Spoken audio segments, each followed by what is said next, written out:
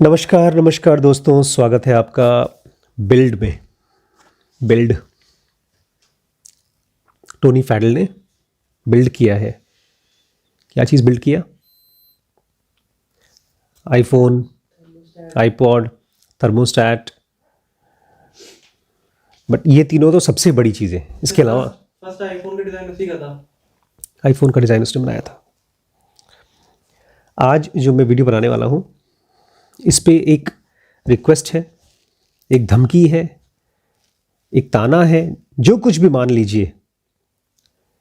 इस वीडियो को आप अपलोड होने के बाद कम से कम एक बार देखेंगे, और वो भी विद इन 1 वीक, एक हफ्ते के अंदर अंदर। और आपने क्या समझा है उसे कमेंट करके लिखेंगे। ये रिक्वेस्ट भी है, धमकी भी है, ताना भी है, सब कुछ है। क्यों? आज इस वीडियो से पता चल जाएगा क्यों। आज के चैप्टर का नाम है heart beats and handcuffs. Heart beats तब तब तब तब तब तब एंड हैंडकफ्स। कुछ गेस कर सकते हैं क्या होगा इस चैप्टर में? प्रोडक्ट बनाने के लिए आपको हार्ट बीट क्यों चाहिए और हैंडकफ क्यों चाहिए? हैंडकफ मतलब डर। हार्ट बीट मतलब गौरी के हिसाब से डर, और शीश तुम्हारे हिसाब से? ऐसी कोई चीज मैंने आज डिस्कवर की है जो जिनोगा के टाइम पर डिस्कवर की थी। शुरू करो, बहुत ध्यान से सुनिएगा। आप लोग चाहते हैं कि आपके कस्टमर्स क्या करें? बहुत अच्छे अच्छे डिसीजंस लें। और दुनिया में सबसे अच्छा कंस्ट्रेन, सबसे अच्छा रुकावट, अगर आपको एक अच्छा डिसीजन लेना है और उसमें अगर कोई रुकावट डाले, तो कौन सी चीज़ रुकावट है? टाइम। नहीं समझे? मान लीजिए मैं और शीश एक दुकान में गए, वहाँ पर एक कपड़ा खरीदना है, और दुकानदार बोलता है विद इन 10 सेकेंड खरीदिए और जाइए, बंद हो रही दुकान। तो आप पागल हो जाएंगे। वो कंस्ट्रेन है, सोच नहीं पाएंगे, समझ नहीं पाएंगे। अभी रुकिए, इतना सिंपल आंसर नहीं है ये। जो चीज़ समझेंगे वो बहुत मुश्किल है। हम लोग यहाँ बात करें कुछ बिल्ड करने की, कुछ इटरेट करने की, कोई प्रोडक्ट ट्राई करने की। और जब आपको आपके हाथों को टाइम से बांध दिया जाता है कि तुम्हें इस टाइम के अंदर अंदर ये प्रोडक्ट रेडी करके देना है, तो आप कहाँ से कुछ ट्राई करोगे? नया नया चीज़ कैसे ट्राई कर पाओगे? क्योंकि जब आप नया प्रोडक्ट बनाते हो तो उसमें आपको बार बार नई नई चीज़ें ट्राई करनी होती है, अपना दिमाग नए तरीके से ट्राई करना होता है। जब आपने कोई प्रोडक्ट फिनिश कर दिया तो उसको फिनिशिंग टचेस देने होते हैं समथिंग। और एक नया प्रोडक्ट एक ऐसी चीज़ है जो कभी ख़त्म ही नहीं होती। मैंने इस चीज़ को अपने वीडियोस में देखा है। जब मैं शुरू में एडिट करता था तो एक ही वीडियो को मैं 10 बार एडिट करूं, फिर भी लगता था अभी और कुछ कर सकता हूं। टोनी कहते हैं अगर आप अपने आप को हैंडकफ कर दो, बांध दो, किस चीज़ से? डेडलाइन से, और एक्सटर्नल डेडलाइन से। एक्सटर्नल डेडलाइन मतलब क्रिसमस के पहले पहले मुझे ये काम कर लेना है। और ये एक्सटर्नल डेडलाइंस ऐसी डेडलाइंस है जो इमूवेबल है, मूव नहीं कर सकती। आज क्या तारीख है? 19 तारीख है। तो शीश के बर्थडे से पहले पहले आप लोग बिल्ड के जितनी वीडियोस हैं, टोटल अभी तक कितनी वीडियोस बनी है? Around 20 videos. वो सब देख पाएंगे? आपका एग्जाम कब खत्म हो रहा है? 23। तो ठीक है, 1 दिसंबर से पहले पहले सारे वीडियोस देख पाएंगे बिल्ड के। आज की जो लेसन है ना, वो बहुत ही पावरफुल चीज़ है। मैंने कहा ना, जो जिनोगा में सीखा था वो मैंने सीखा आज यहाँ पे। आप सोचिए, आप अपने आप से थोड़ा सोचिए कि मैं अपने आप को किसी काम के लिए डेडलाइन दूं ही नहीं। ऐसे बहुत से काम है, जैसे लिमिटलेस के लिए आपके पास कोई डेडलाइन नहीं है। लाइब्रेरी सेटअप करने के लिए कोई डेडलाइन नहीं थी। शीश के होमवर्क कंप्लीट नहीं होते थे, शीश ने लिखना शुरू कर दिया और डेडलाइन देना शुरू कर दिया।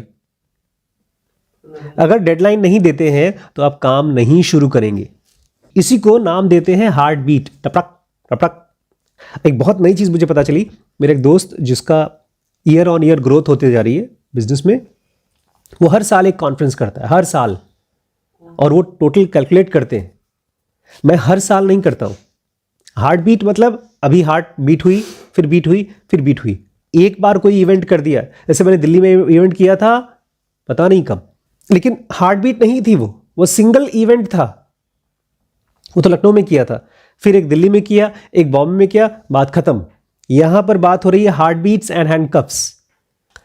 अगर कोई चीज आपको क्रिएटिव बना सकती है, सक्सेसफुल बना सकती है, तो वो है एक्सटर्नल हार्ट बीट, बाहर की टाइम बीट, कि इस टाइम तक ये काम कंप्लीट करना है। ये जो कंस्ट्रेन होता है बाहर का, ये आपको ड्राइव करता है और आपकी क्रिएटिविटी को बढ़ाता है, और ये आपके इनोवेशन को भी फ्यूल करता है। इनोवेशन मतलब कोई नया चीज अगर आप ट्राई करने वाले हैं तो इसी में करेंगे। अब आप चालू करना चाहते हैं अपना प्रोडक्ट, और सबसे पहला प्रोडक्ट बनाएंगे वर्जन 1 V1। तो जब भी आप उसके लिए कोई एक्सटर्नल डेडलाइन रखेंगे तो थोड़ा सा ट्रिकी रहेगा, कब करें, कब तक ख़त्म होगा पता नहीं, हाँ ना, इसको बोलते हैं वॉबली, पक्का नहीं होगा। जब आप कोई नया प्रोडक्ट बना रहे हैं तो ढेर सारे अननोन होते, जैसे मैं भी बैंगलोर और बॉम्बे में जाऊंगा तो ढेर सारे अननोन होंगे। अननोन मतलब पता नहीं क्या होगा, कुछ भी हो जाए। हो सकता है 10 चीज़ें, खाना, ट्रैवल, लोग कहाँ बैठेंगे, कौन सी कुर्सी कहाँ से अरेंज होगी, ये सब चीज़ें तो नोन है, नोन अननोन्स। क्योंकि हमको ये नहीं पता कुर्सी कहाँ से मिलेगी, खाना कैसा होगा, ये सब नोन अननोन है। कुर्सी के बारे में तो पता है, खाने के बारे में पता है, लेकिन बहुत सी ऐसी चीज़ें होंगी जो पता ही नहीं है कि वो भी प्रॉब्लम आएंगी। तो जब आप पहला वर्जन बना रहे हैं तो उसमें ढेर सारे अननोन होंगे। तो आप अपनी टीम को कैसे मूव करेंगे? इंटरनल डेडलाइन देंगे। इसलिए मैंने आपको इंटरनल डेडलाइन दिया, मैंने बाहर का डेडलाइन नहीं दिया। मैंने कहा 1 हफ्ते के अंदर अंदर, आज का डेट है 19, 20, 21, 22, 23, 24, 25, 26, 26 तक आपको ये वीडियो देख करके कंप्लीट करना है और इसका एक रिव्यू देना है। ये वो हार्ट बीट है जो आपके सारे टीम के मेंबर अपने कैलेंडर में फिक्स कर देंगे। एक्सटर्नल डेडलाइन और इंटरनल डेडलाइन क्या होता है? एक्सटर्नल डेडलाइन ये होता है, मान लो YouTube फैन फेस्टिवल होने वाला है और उसका डेट पहले से फिक्स्ड है, और उसके पहले आपको इतने नंबर ऑफ वीडियोस अपलोड कर देने हैं और इतने सब्सक्राइबर्स पा जाने हैं, तो एक्सटर्नल डेडलाइन हो गई। जैसे मेरे कोई एक्सटर्नल नहीं तो कोई इंटरनल डेडलाइन है कोर्सेज की। टोटल नंबर ऑफ वीडियोस कितने बनाएंगे हम ज़ैड में, कब तक बनाएंगे, नो डेडलाइन। बट डेडलाइन अपने आप में तभी इंपॉर्टेंट होती है जब आप उसको एज अ हार्ट बीट लें, उसको रेगुलर बेसिस पे लपडप लपडप लपडप लपडप कंटिन्यूअसली बार बार। अब हार्ट बीट मतलब आपने लिमिटलेस ले लिया, आपने WBX में काम ले लिया, आपने कोई काम लिया, कितनी बार करेंगे? 1 बार कि 2 बार कि 10 बार? और अगर आप केवल 10 बार करते हैं तो भी वो हार्ट बीट नहीं हुई, क्योंकि 10 बार के बाद खत्म। आपने प्रोडक्ट बनाया, जब तक कि वो प्रोडक्ट कंप्लीटली रेडी नहीं हो जाता, सेल नहीं हो जाता और ऑटोमेटिकली चलना नहीं शुरू हो जाता, उसकी जिंदगी नहीं आ जाती, तब तक उसके अंदर में डेडलाइन के थ्रू हार्ट बीट दीजिए। अब 2 तरह की हार्ट बीट्स होती है, एक होता है टीम हार्ट बीट और एक होता है project heart beat. Team heartbeat और project heart beat. Team heartbeat क्या होता है? Each individual team makes its own rhythm and deadlines for delivering their pieces of puzzle. मान लो मेरे पास 4 लोग हैं और चारों को अलग अलग काम दिया। हम एक फ़ोन बना रहे हैं, तो फ़ोन का स्क्रीन का काम एक आदमी कर रहा है, एक ऐप का काम कर रहा है, एक बैटरी पे काम कर रहा है और एक उसके ईयरफोन या हेडफोन पे काम कर रहा है। तो सबको अपनी अपनी एक डेडलाइन दे दी गई है। हर आदमी अपना रिदम लेता है और अपना डेडलाइन लेता है और अपना इस पजल का पीस आपको उस टाइम तक दे देगा। Then all teams align for। आपने किया शीश का बर्थडे, सबको अपना अपना काम दे दिया गया। कोई बर्थडे का केक बनाएगा, कोई हलवा पूड़ी बनाएगा, कोई कोल्ड ड्रिंक लेकर आएगा, और ये सब कब तक रेडी होना चाहिए? शाम तक रेडी होना चाहिए। तो सबको अपने अपने पजल के पीसेस दे दिए गए, रेडी करके शाम तक दे दो। तो इसको बोलते हैं टीम हार्ट बीट। दूसरा होता है project heart beat. These are the moments when different teams sync to make sure the project still makes sense and all the pieces are moving at the right pace। अब बड़े बड़े project में एक team नहीं काम करती, multiple teams काम करती हैं। ऐप में भी 10 लोग काम करते हैं, 10 टीम्स काम करती है। ये वो मोमेंट है जब अलग अलग टीम्स आकर के एक जगह पर सिंक करेंगी, इकट्ठी होंगी और सब के सब पक्का करते हैं आपस में डिस्कस करके कि जो प्रोजेक्ट जिसके ऊपर हम काम कर रहे हैं वो अभी भी काम करने लायक है कि ऐसे ही है। और वो ये भी पक्का करने की कोशिश करते हैं कि जितने भी पीसेस हमने बनाए हैं वो सही तरीके से आगे बढ़ रहे हैं। देखिए, हम लोग के पास जो प्रोडक्ट है वो अलग अलग कोर्सेज है, उसके डिफरेंट पीसेस क्या है ये नहीं पता हम लोगों को, उसकी टीम क्या रखेंगे ये नहीं पता हम लोगों को। अब टोनी फेडल की थोड़ी प्रॉब्लम सुनिए, इन्होंने कहाँ से सीखा ये चीज़। बोलते जब हमने जनरल मैजिक में काम करता था तो हमारा प्लान ये था कि जो हम प्रोडक्ट बना रहे हैं उसको 9 महीने के अंदर अंदर शिप कर देंगे, पहुंचा देंगे कस्टमर तक। उसके बाद वो काम ठीक से हो नहीं पाया तो उसका जो लॉन्चिंग 9 महीने का था उसको और 6 महीने टाल दिया गया, और उसके बाद नहीं हो पाया तो 6 महीने और बढ़ा दिया, फिर 6 महीने और बढ़ा दिया, और इस तरह से बढ़ाते बढ़ाते 4 साल तक आगे बढ़ता रहा। बोलते हम ऐसे टालते और भी टालते, लेकिन क्या करते, मजबूरी थी, हमने शिप करना पड़ा क्योंकि तभी एप्पल ने अपना एक प्रोडक्ट लॉन्च कर दिया था न्यूटन, जो हमारे प्रोडक्ट जैसा था। तो मजबूरी थी, इन्वेस्टर्स बोल रहे थे अरे उन्होंने लॉन्च कर दिया तो नहीं कर, तब जाकर के एक्सटर्नल प्रेशर की वजह से हमने लॉन्च किया। और वो हमारा पहला कंस्ट्रेंट था कि अगर हम किसी प्रोजेक्ट पे काम कर रहे हैं तो ये नहीं कि कोई काम नहीं कर रहा है, कोई और कभी न कभी हमारे साथ हमारे ही कंपटीशन में काम कर रहा है। और फिर हमने मैजिक लिंक लॉन्च किया, वो छोटा वाला फ़ोन। वो कब लॉन्च किया? जब उसको लॉन्च होना था, जब उसकी मर्जी थी। और जब हम मजबूर हो जाते थे तब हम फटाफट मुश्किल डिसीजंस लेते थे कि ये वाला चीज़ इसमें नहीं रहेगा, कट कर दो, ये वाला ठीक है बहुत अच्छा नहीं है, ठीक है चलने दो, ये वाला तो बहुत बेकार है। इस तरह के सारे इंपॉर्टेंट डिसीजंस को हम एकदम लास्ट मोमेंट पे करते थे, और हमारे पास टाइम नहीं होता था कि हम लोग डिस्कस करें परफेक्ट प्रोडक्ट बनाने के चक्कर में। जनरल मैजिक की प्रॉब्लम क्या थी? वो फैल रहा था। उसको क्या चाहिए था? हैंडकफ्स। कौन सा हैंडकफ्स? डेडलाइंस का, डेट्स का, टाइम्स का, टाइम लिमिट का। उसको एक डेट चाहिए था लॉन्च के लिए, और उसको होल्ड करके रखना चाहिए था।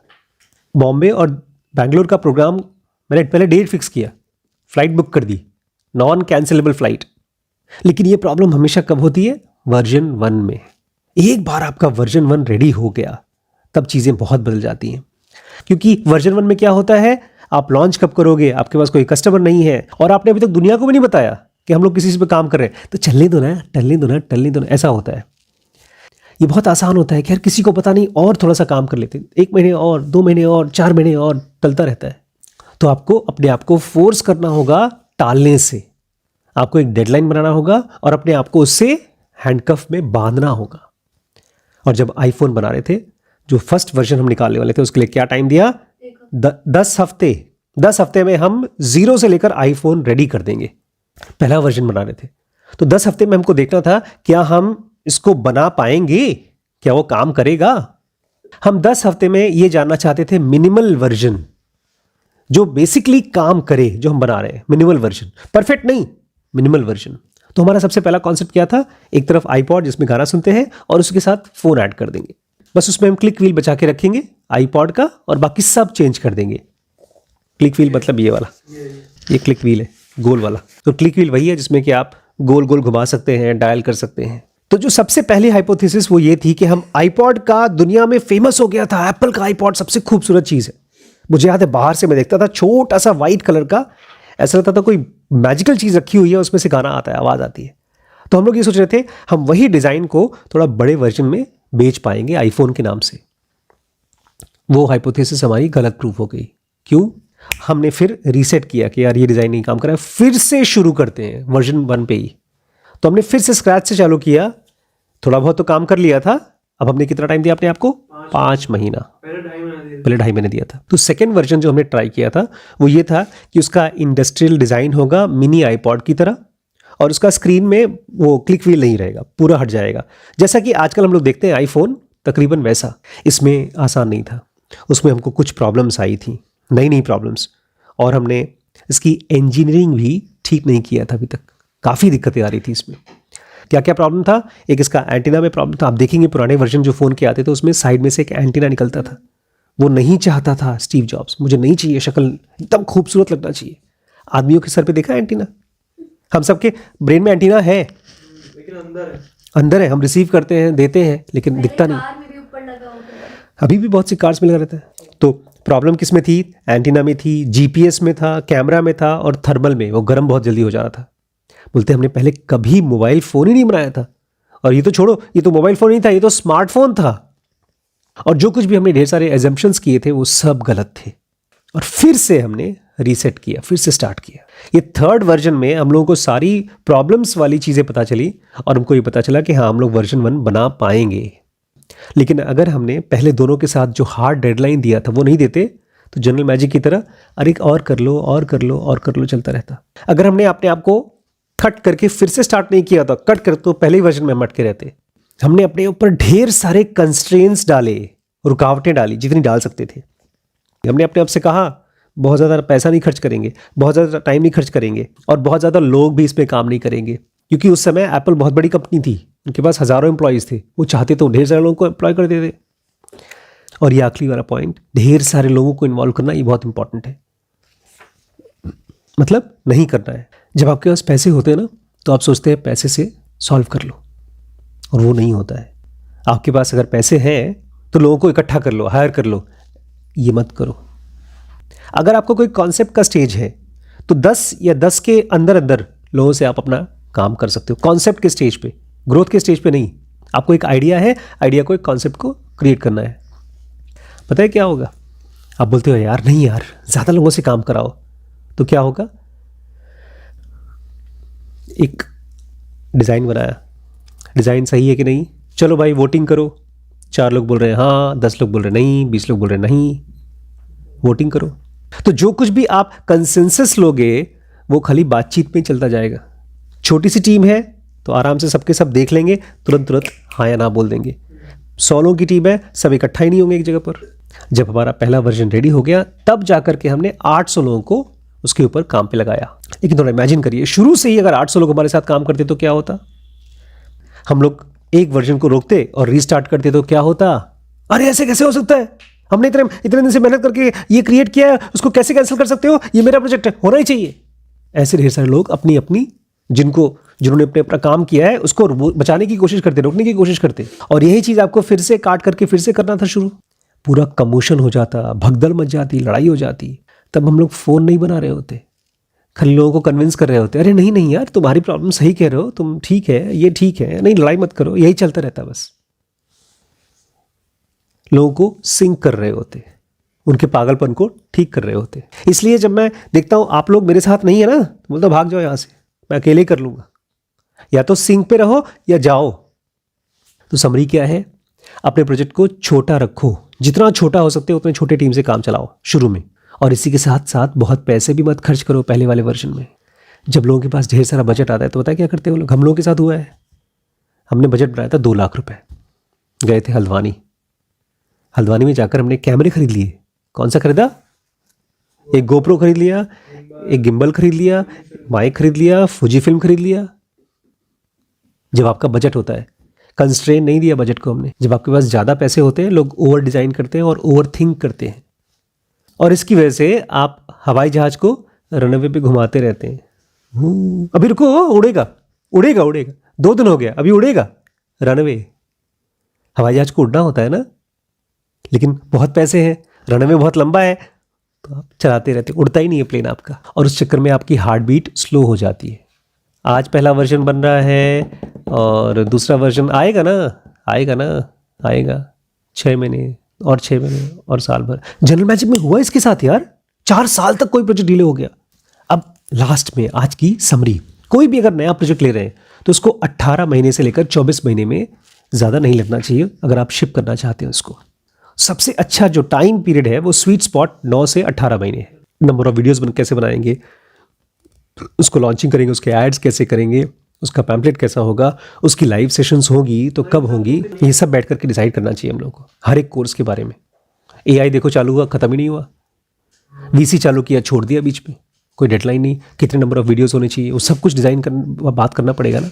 और ये चीज़ चाहे आप हार्डवेयर कर रहे हो या सॉफ्टवेयर कर रहे हो, दोनों में अप्लाई करते। इनका दोनों था, हार्डवेयर सॉफ्टवेयर दोनों था। कुछ चीज़ें हैं जो बहुत टाइम लगी, जैसे अगर कोई रिसर्च कर रहे हैं तो उसमें शायद 10 साल लग जाए।